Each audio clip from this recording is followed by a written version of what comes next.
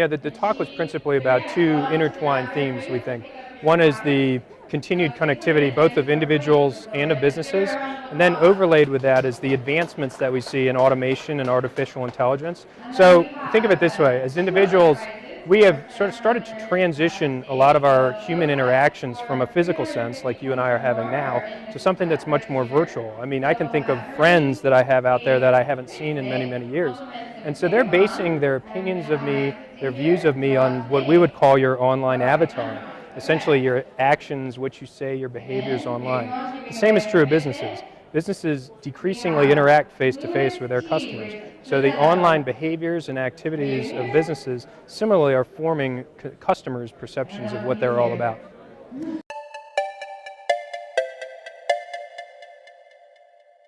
Sure, there's a couple of areas I think on the individual side what we would talk about are how are we changing. I mean, there's fundamentally a question for all of us I think as individuals, how are we changing our rights to privacy and the security around the information that we hold as personally valuable or personally sensitive, right? So one of the things I talked about today was the Ashley Madison hack. It was one of, maybe not the first time, but one of the most vivid times where we've seen a hack where people were less concerned about the loss of their credit card data. They were concerned about the revealing of association between them and, in this case, Ashley Madison. So we need to start to think about how our behaviors and our activities online have ramifications on how we're looked at by the outside world, and think about what protections are in place to protect that data. What are the things that these organizations that we're working with online are doing to protect that data from falling in the wrong hands?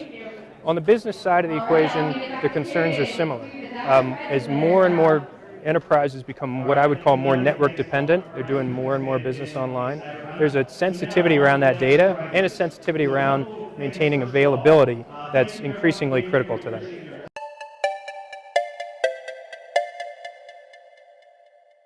Yeah, I mean, I think that for individuals, the important things are to understand that the steps that you take to become more interconnected have implications in terms of the information that you're putting out there. But the simple things that I would recommend is, think before you sign up for some new service that's online.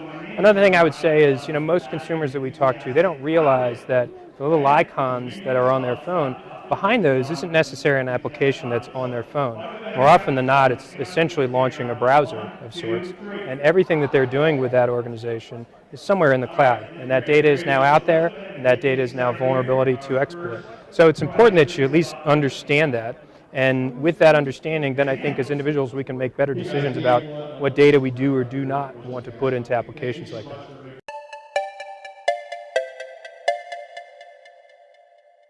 Well, I think it's an unfortunate reality that in a political sense, cybersecurity and cyber risks are a popular, and I'd call it kind of easy topic for politicians, sort of apple pie-ish, if you will.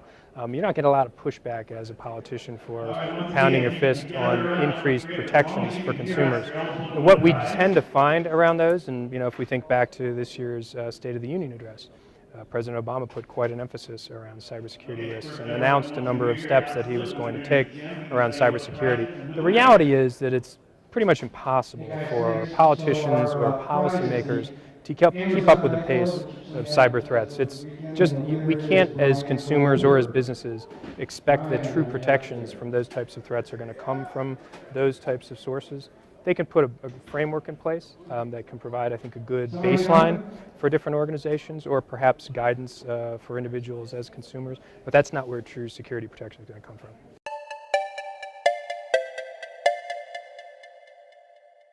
We often say that our customers' biggest threats are the human threat, the employees that they have within their organizations. And that's really twofold. One is, from a security training perspective, just the average employee not understanding kind of what they're doing. They might get a phishing attack, not be thinking that there's malware behind that PDF file.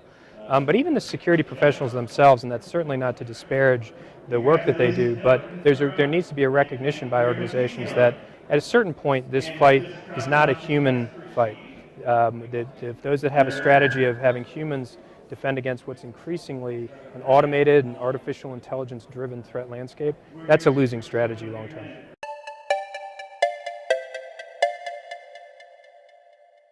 Well, what we say is we talk a lot about automation in the threat landscape. And so what we say is, somewhat ironically, if that is the greatest threat vector going forward, automation, we think it's also the solution to the problem. People need to start to look at the ability to implement automation into not just attack detection, but also attack mitigation.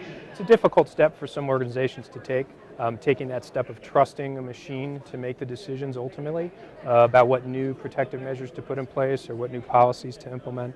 But when we look at the pace of evolution and the frequency of attacks coming from automated attack systems, at some point that's going to become a necessity to allow those technologies to do their job.